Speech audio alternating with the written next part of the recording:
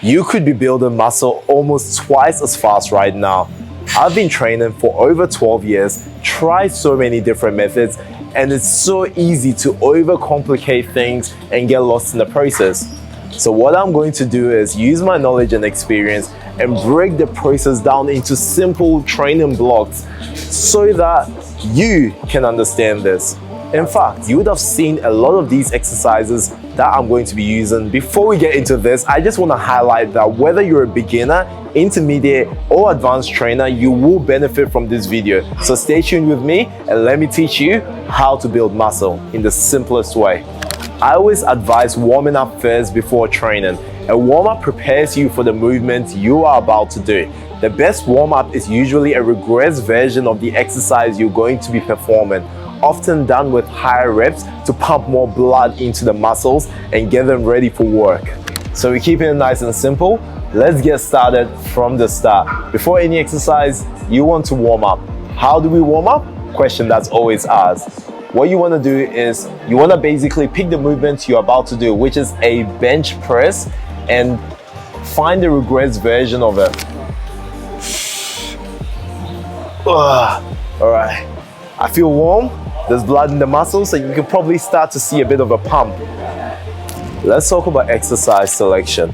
What I'll usually do is put all our bigger movements first, as they require a lot of energy, but will also recruit most of our muscle fibers.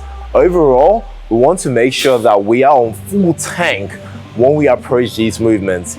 The key things we are looking for during exercise selection are how we can perform a great range of motion and how effectively we can execute the movements.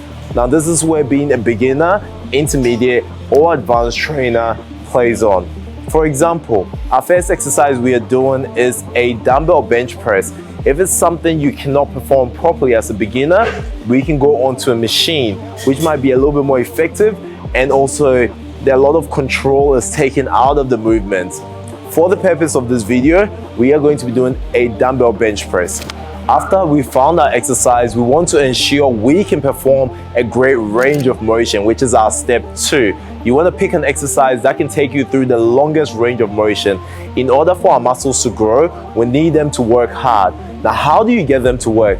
Okay, I know I said I'll keep it simple, but a little science doesn't hurt, okay, right? So, what is work? Work is force times distance. This just simply means the longer distance we travel while performing the movement, assuming the muscles we are targeting are still under tension, the harder the muscles are going to be working.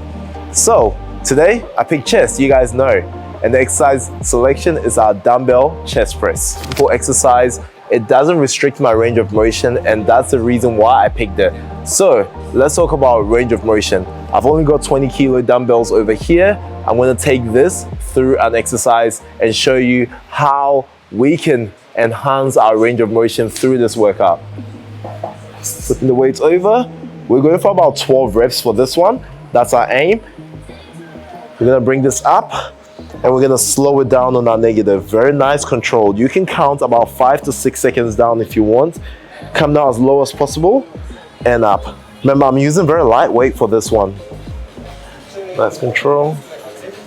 2. Going for 12 reps. Making sure I'm really focused.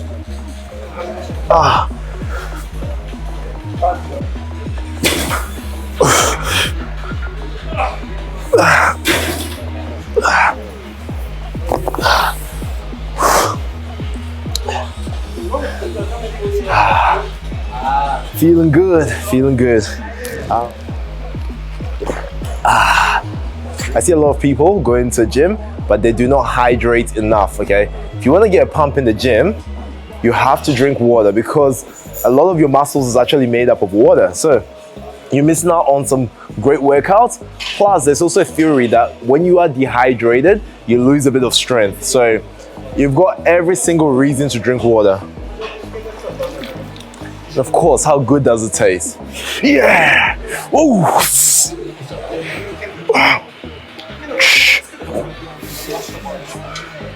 Wow!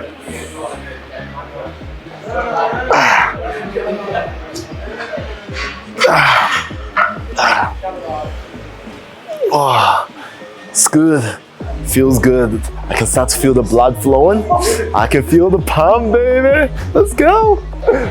All right, so our next exercise selection, we're always gonna come back to number one, is our incline bench press. Now I've chosen the Smith machine for a specific reason. It's a nice stable piece of equipment. There's also going to be a lot less effort trying to think about stabilizing because it's already got built-in stabilization in there. All I'm gonna do is push up, but it's also a big compound movement. So you're gonna notice my chest, my shoulders, and because I am targeting the upper part of my chest, breaking it down, this is going to actually help me to effectively only think about that part. I'm trying to isolate a bit. However, even though I'm isolating a smaller part of my chest, I am still using a big compound movement. This way the Smith machine is going to be handy. Ideally as well too, if I am a bit tired from my big compound movements, the Smith machine will be awesome because I don't have to spend energy trying to stabilize my body, utilize my core, but I can also still get a great range of motion. So range of motion being number two is very important. With range of motion, we want to go all the way up and all the way down, as I am going to be demonstrating here on our Smith machine incline press. Okay.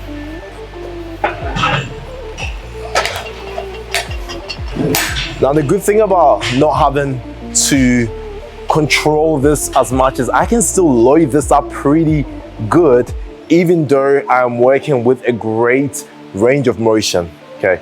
This also brings us to our next one, which is time under tension.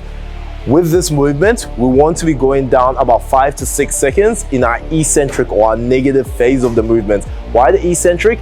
That is when we get our microscopic tears for muscle building. So I'm going to show you exactly how to execute this movement and also get into position for this movement. That's loud. So when you are working with the Smith machine, especially for this movement specifically, you don't want your hands in too close because when you start to do that, you're going to be focused on working your triceps. You also don't want it too far because you're going to be putting a lot of stress on your pec minors and your shoulders. You want it just right. So what I personally do is try and line up my elbow to my hand. So I don't want my hand too far out or too far in. Just perfectly at 90 over here, okay? Once I found my position, I'm looking up, I'm racking the weight, coming down to the top of my chest, and I can already feel that stretch. Again, that slow movement allows you to really contract and stretch the muscle. So nice control.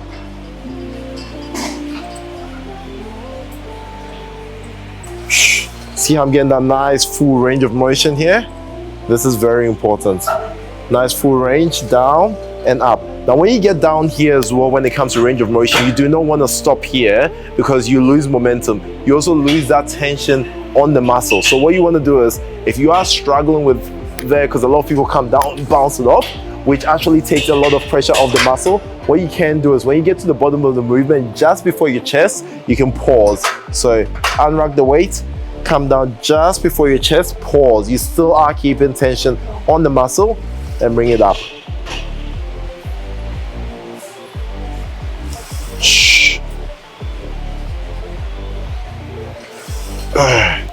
Same thing, we've got 12 reps and 4 sets.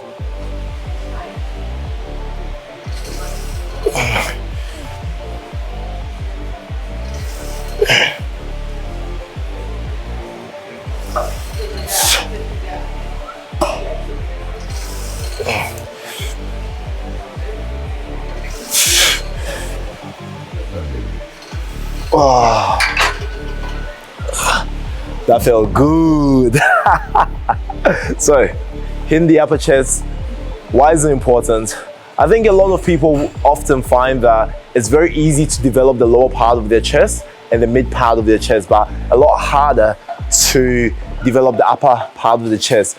Now, going back to exercise selection, as I said before, if you do find your upper part of your chest is a weaker part, you probably want to start with a compound movement that targets the upper. So ideally, you could have actually started with this one or the dumbbell press I did before, however, putting down the slight incline. That way you can exhaust all your energy onto isolating that top part of the muscle. With big compound movements, you recruit more muscle fibers at the same time, and that's gonna help speed up your growth.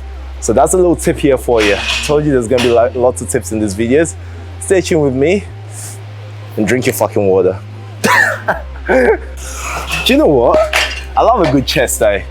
There's no better feeling than when you put on your shirt and it fills out, or you go into the beach and you pumped up those beach muscles and they're just like, I don't know, you just feel good. It's just one of those things, like it makes you feel good about yourself. Let me know in the comments below your thoughts on chest day. In fact, let me know what your favorite muscle group to... Oh, what just happened? Maybe I've been training too much legs. Need to train more chest. I actually didn't even plan that. I'm breaking all this equipment here. Oh, all right. Let's go. Too much talking.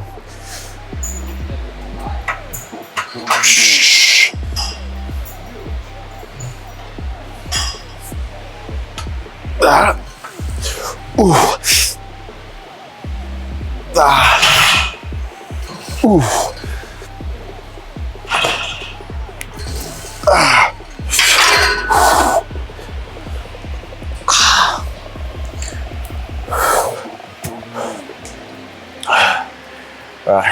Another fun fact,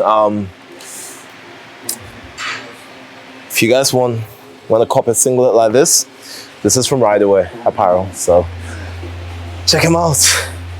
All right, so our next chest exercise is a chest fly. This is one of the most common one. In fact, once I said chest, this was probably what was going to be going through your mind. Now, too often people start with this movement. I got nothing against starting with this movement for a warm-up to be able to get a nice stretch, range of motion. However, this exercise doesn't require that much energy and doesn't recruit that many fibers. So it doesn't make sense to start with this movement unless you're training in a way that you pre-exhaust your muscles and then you're reversing it out and finishing off with a compound movement like a bench press. And the last exercise I got for you is special, so I want you to stay with me because you're definitely gonna know this one. But this exercise would have never been as hard as you thought it would have been if you followed this exact training split as well as our tips.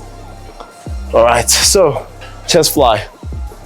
Doing this, I've got a mid-range chest fly, so just slightly above my shoulders is what I personally find comfortable. In this movement, we're going to be demonstrating a progressive overload. Progressive overload, basically still taking in all those tips that we did in consideration. So getting a nice range. I like to get a nice little stretch first to feel my chest stretch, and that's how I know how far I can get out of this. Now put my front foot there and then pull. Make sure I retract my deltoid, so shoulders back, and I can feel that chest. Now what you want to do here is get into that position, get a good connection, mind-muscle connection with your chest. While you stretch, you can actually feel that connection with your chest, and then bring it up. Squeeze that chest in the middle. You can see the contraction of the chest. I'm just gonna bring that down so you can see the chest contract, okay? Again, we've got 12 reps. Get that nice control, that's very important. Get the stretch.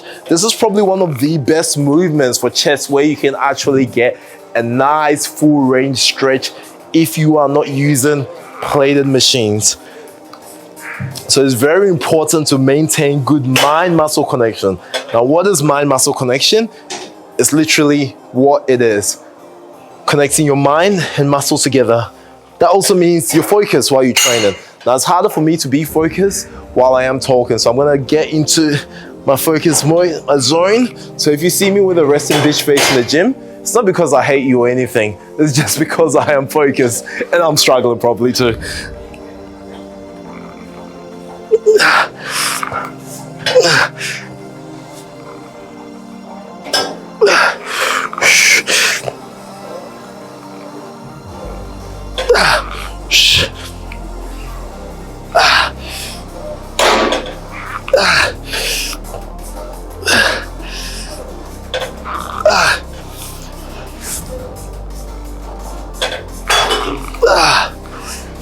All right, so now here's a really important part. After you finish your set, okay, you've hit those 12 reps effectively, you need to be able to challenge yourself, and not just with this exercise. You can do this with all the exercises. In fact, I actually urge you to do that with all the exercise. It doesn't have to be by much, although I am gonna go up by much. Kidding, only by 5 kilos, so it's a nice 5 kilo increment. Makes a massive difference when you are working, okay? Alternatively, if you trained and you felt like those weights weren't too heavy for you, you felt like, you know, you're on, that's the 60%, you can amp it up by like even 10 kilos, you know? For me, with that time and attention, with that control, that felt about 75% for me. So me increasing by 5 kilos makes a lot of sense. So this is what we call our progressive overload. You can progressively overload with basically all the elements I taught you guys before.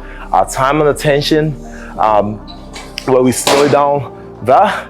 There's other elements like supersets, combined exercise, but we'll talk about that in another video. Let's get straight into our workout. And I'm gonna get my resting gym face and feel that stretch. It's front foot where I feel that stretch.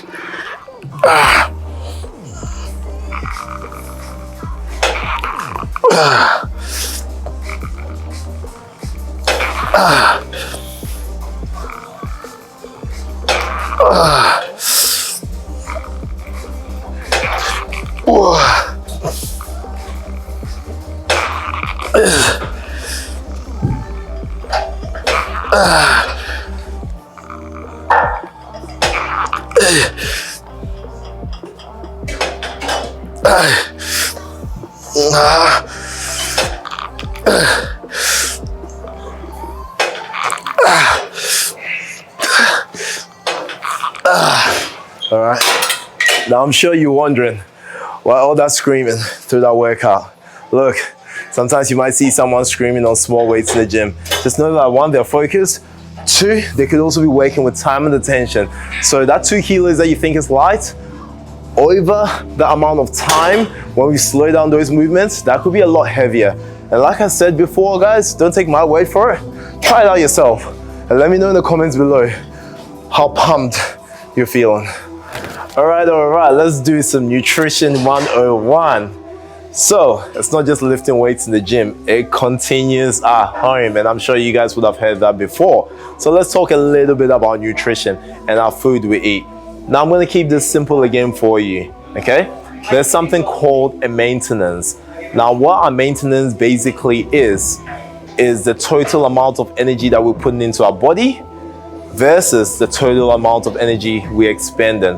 The total amount of energy we're putting into our body is basically our food. That could be measured in calories. The total amount of energy that we expending is what we actually get from our training, also something called our NEAT and our BMR, which is basically, you know, our basal metabolic rate, which everyone has and can be calculated. Now, when we reach a maintenance level, okay, this is a balance level, this is where you're not going to be putting on weight. If you want to grow muscle, you have to be in a slight surplus. I'm not saying go on the bulking fest and eat all the Maccas and KFCs and stuff, and everything has to be done in balance. This is why if you have a specific goal, it is important for you to track your macros, and you can also track how much energy you are expending after the day. Now, if we want to build muscle, what we want to focus on is eating a little bit more than our maintenance. This is going to help us with the things our body needs, like our recovery, and it's going to help us build those muscles, because after those muscles are torn and after a solid workout, they do need to recover. They do need to fill up, and this is where the body needs that. Now, our muscle building nutrients, the most important muscle building nutrient is protein. It plays a massive role in recovery as well. Although all nutrients are important, our fats and our carbohydrates, I'm not going to go too in depth with this because I did say I'll keep everything simple. Eating a high amount of protein can help. Now, making sure we're getting enough sleep is really important. Our muscles do not grow while we are awake or while we're lifting weights. Our muscles grow while we are in recovery and while we're actually sleeping. So that's very important for you to get at least 6 to 8 hours of sleep every single night. This is not only just going to help you with your goals of muscle building, but it will overall make you feel good. All right, such a simple exercise, but it will definitely pull you through your paces if you train well. So now the question I want you to ask yourself is, are you training well? Are you targeting your muscles, or is your joints doing all the work. Are you ego lifting, okay? You might be able to lift the biggest amount of weight. Fine, you might recruit some fibers because you are gonna need to recruit these muscle fibers in order for them to work. How are your joints feeling while you're doing this as well too? Are you putting more of an impact to your joints? Are you starting to feel niggles? This is a great way to train if you have those little minor injuries, as long as it doesn't affect the way you train, of course. So let me do a nice little recap of what we've done today. First of all, we started off with exercise selection from beginner, intermediate, advanced. You guys would know by how hard or easy it is to execute a movement. Now, once we've got exercise that we want to do, we want to take it through a full range of motion. Why a full range of motion? Well, science says so. Science says you can build muscle with going a full range. But also, science also says work equals force times distance. And if we want to work more, which is what we want to do to get those microscopic tears and build muscle, we're gonna have to pull it through a longer range, okay? Then, work the time and attention. Why? Because it is an element of hypertrophy, slowing down those negative or eccentric motions where our muscles are under stretch is where we actually sustain the most amount of microscopic tears. And this is actually just gonna add increased tension. While we were doing that, after exercise sets, imagine we just go through that, fine and okay. Look, we're never satisfied. We had to increase the weight we're lifting. We use a progressive overload technique. Increase the weight slightly. We didn't have to do it by too much, okay? We use our intuition to figure out how heavy we're gonna increase it. If we were unsure, we went with a smaller increase. If we felt that was like a 20–40%, we went with a bigger increase. Next up, we talked about mind-muscle connection, how important it is to ensure that we are actually contracting the muscles. There's a lot of research behind this, but I thought I was gonna keep this video super simple. I wasn't gonna go too much into researches and sciences. That's gonna be for another video. So if you want that, let me know in the comments below and I'll actually explain everything in another video too. Now, by this time we had exhausted ourselves. We had picked our big compound movements. We had picked the targets that we wanted to hit our upper chest as well. We came to the last bit. We picked the simple exercise that a 5-year-old can do, which you can even regress to going on your knees. However, it's a nice big exercise that recruits all your chest, your shoulders, and the full muscle groups. We took this one to failure, and then we wanted to push past failure. We used partials, and this is a great way to really challenge and bend. We call these bend sets and finishes. It's a great way for you to really challenge yourself, get that muscle burn, and really push yourself to those limits. It's not only gonna give you an epic pump as well, you're gonna really work the muscles and pull it through its paces, because if you don't challenge yourself, you ain't growing, okay? You have to actually create something different in order and challenge your muscles in order for you to grow. So I hope you guys have enjoyed this video. I hope you guys are practicing this, saving this video, you know, liking it, sharing it with your mates as well too. Try it out. Don't take my word for it. Let me know how you feel.